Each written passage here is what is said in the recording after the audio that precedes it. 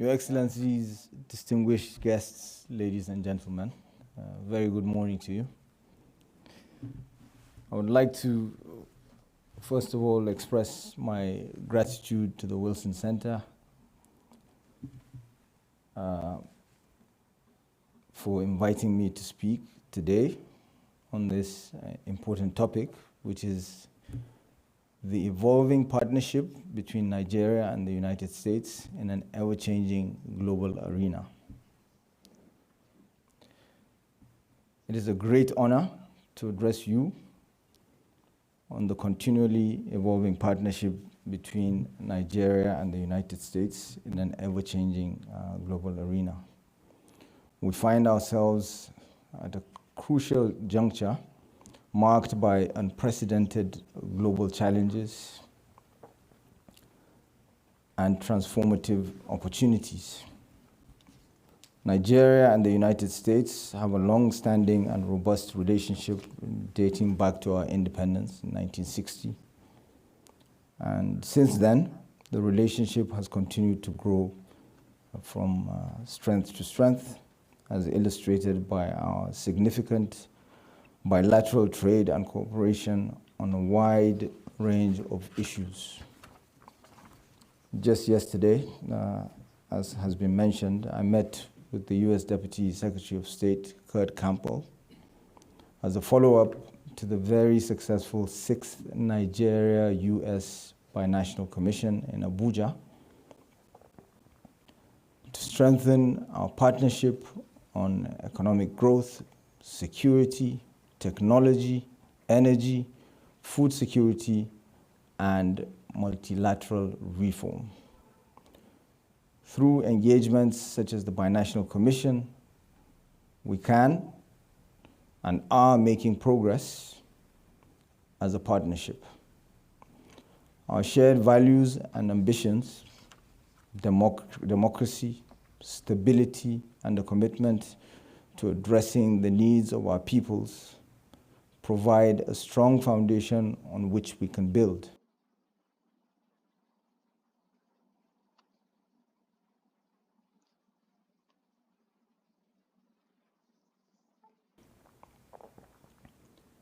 It is critical that we do so given the current state of international affairs. Today, we're witnessing an increasingly complex world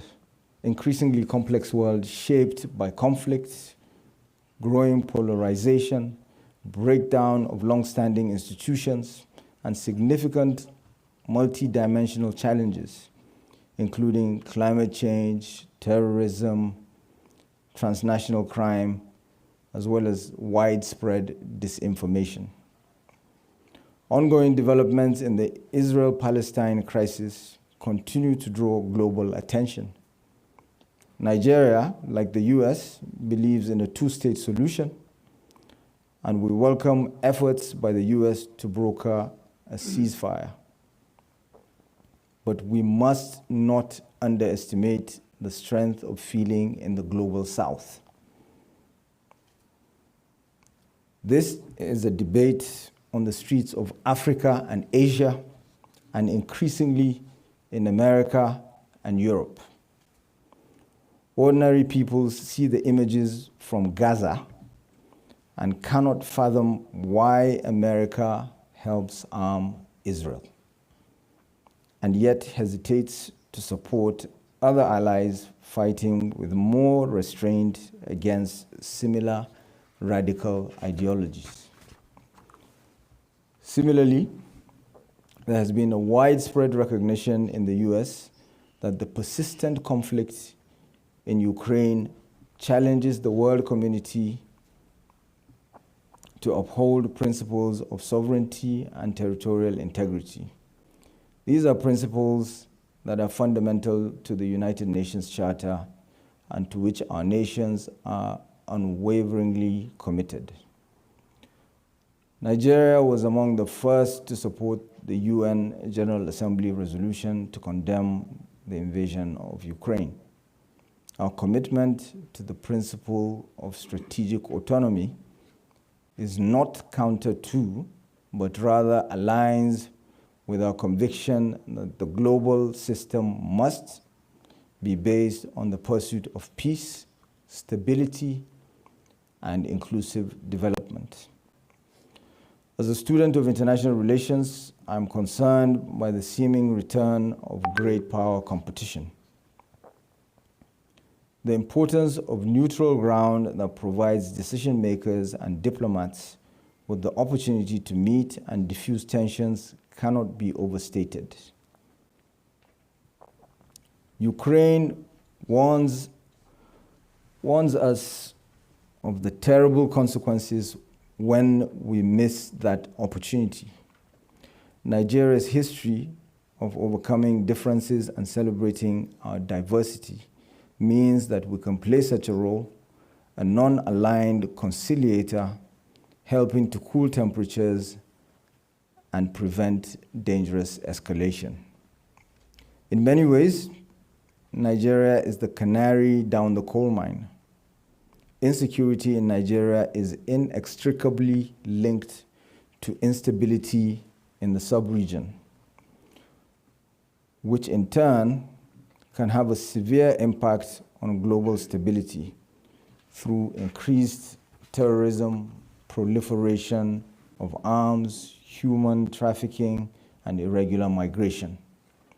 Looking back to the insurgency carried out by terrorist group Boko Haram, which peaked in 2014, it is easy to see how Nigeria's challenges had an outsized effect on the wider region. These are problems that are best fixed at source. The United States and the rest of the world cannot afford to wait until the problem is on its streets. As the medical profession teaches us, when faced with a potentially dangerous disease, it is better to treat the underlying cause and not just the symptoms. We've been fighting violent extremists for 15 years. We've seen the terrible human cost of conflict. The efforts of our gallant military and security officers have seen the terrorist group Boko Haram, as well as its offshoots, severely degraded.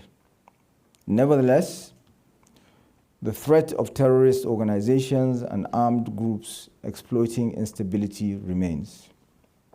The decision by Burkina Faso, Mali, Niger to withdraw from ECOWAS threatens ongoing counterterrorism efforts and embolden military factions, as well as armed groups in the region.